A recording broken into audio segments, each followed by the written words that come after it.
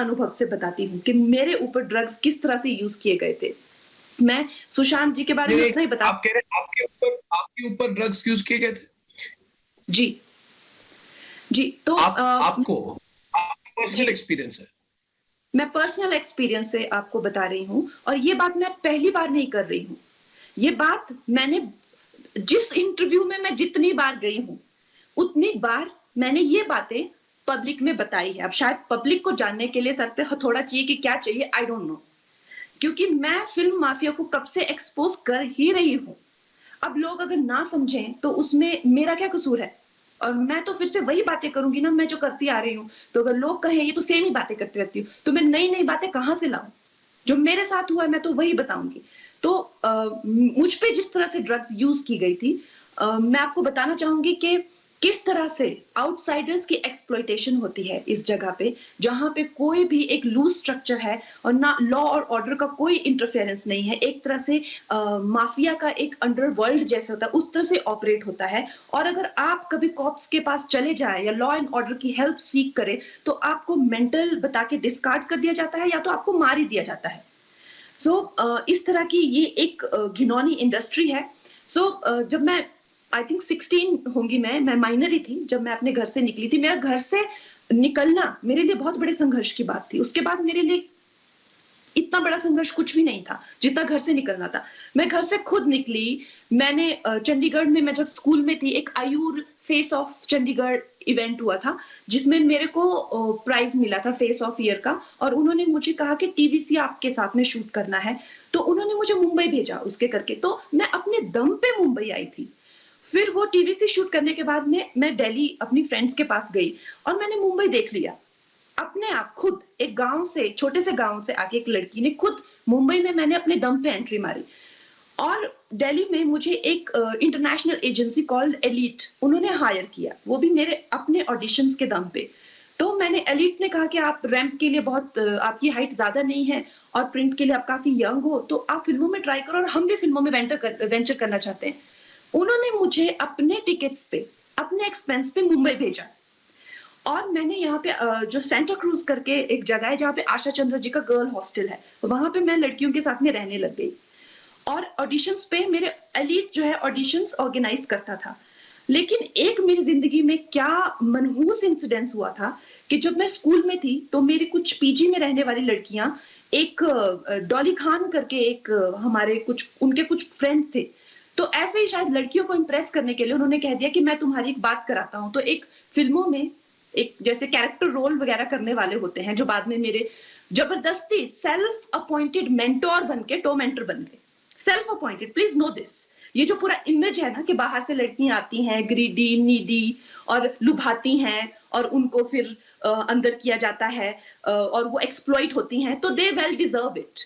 ये जो पूरा इमेज है ना which everybody is okay with कि हाँ, ठीक है, तुमको तो फिर मार के, रेप करके, काट के अगर फेंक भी दे तो you deserve it because you wanted that kind of favours. So मैं आपको बताना चाहती हूँ कि सेल्फ अपॉइंटेड मेंटर जब मैंने यहाँ तक सब खुद किया, तो क्या ज़रूरत है अब मुझे किसी मेंटर के पास जाने की जब ऑलरेडी और वो भी एक फ्लॉप कैरेक्टर आर्टिस्ट, मुझे क्या देगा?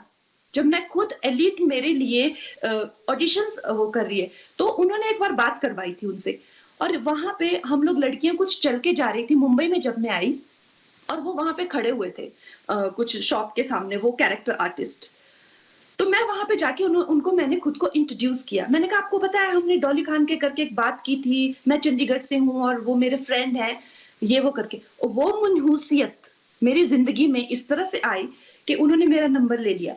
फिर मेरे हॉस्टल में जहाँ पे मैं पीजी में रहती थी 6-7 लड़कियों के साथ में, मेरी एक दोस्त थी जो कि उनको मैं कमलेश आंटी कहती हूँ, अभी भी वो शिकागो में रहती हैं। उस टाइम पे वो मेरी दोस्त बन गई। उनके हस्बैंड बहुत बड़े डॉक्टर थे जो गुज़र गए थे। उनके सारे बच्चे डॉक्टर्स हैं। बहुत ही ज़्यादा वेल टू डू फैमिली से, लेकिन उनको बचपन से एक शौक था कि वो फ़िल्मों में काम करें।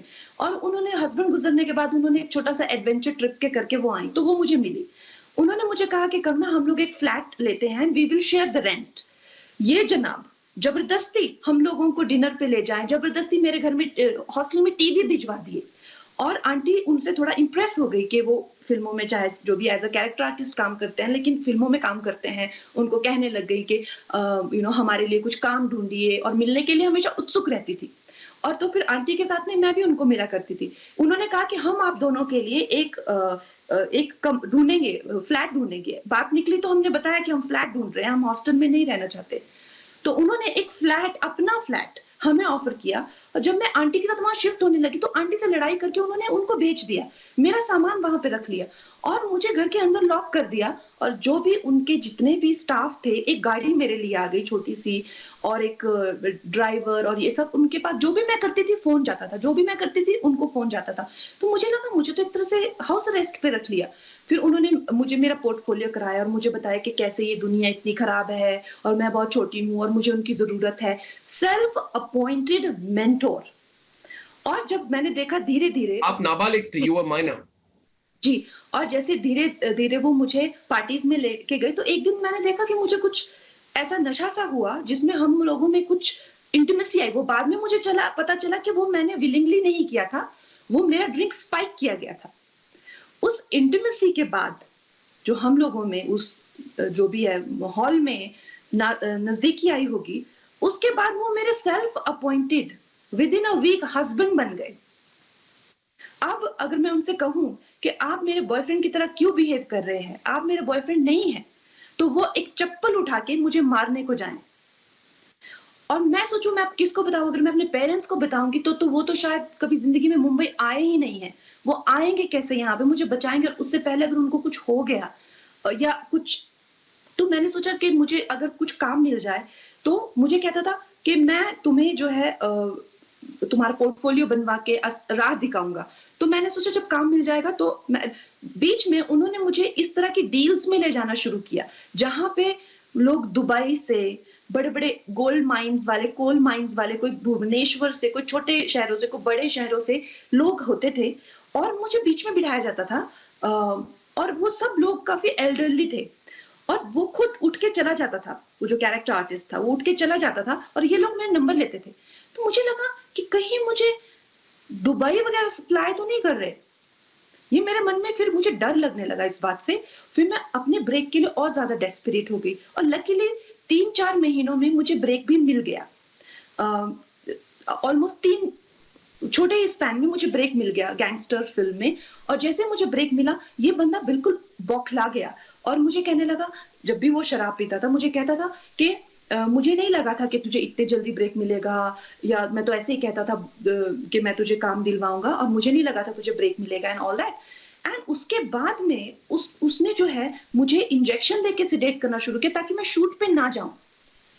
और कई बार मैं शूट पे लेट पहुँचती थी, मैं जैसे-तैसे जाके शूट पे पहुँचती थी। वो ये चाहता था कि फ़िल्म इंडस्ट्री मुझे काम ना दे। एक्टर थे इंजेक्शन डालकर यानी कि आपको आपको ड्रग करते थे। जी, मेरे जो डायरेक्टर है अनुराग बासु, मैंने उनको ये सब बता दिया, जो मेरे साथ हो रहा था। मैंने उनको बता दिया कि मेरे साथ क्या सिचुएशन है और अगर वो मुझे रात मारता भी था और मेरे को ब्रूजेज़ होते थे, तो अनुराग मुझे अपने ऑफ़िस में रखता था। कई रातों तक अनुराग बासु मुझे अपने ऑफिस में रखता था और मुझे बचाता था। लेकिन मुझे अपने घर तो जाना पड़ता तब तक मैंने अपना रेंट का घर ले लिया था जिसकी एक फेक की बना के ये बंदा कभी भी वहाँ पे रहता था।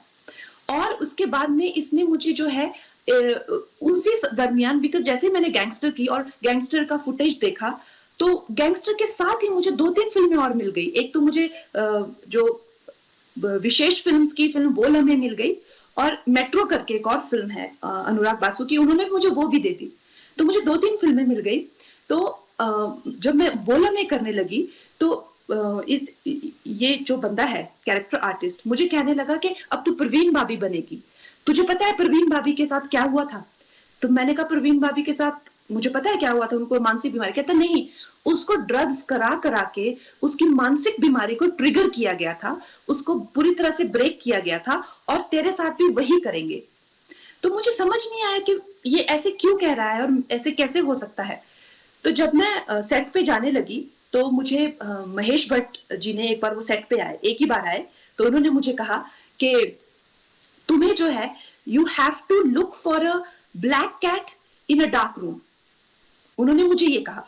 उन्होंने कहा अपने दिमाग में दोहराते रहना black cat in a dark room. Ma'am, और मैं मात्र 18 साल की थी उस वक्त, या 19 साल की थी। उस वक्त में इस बात को 8-9 महीने हो गए थे।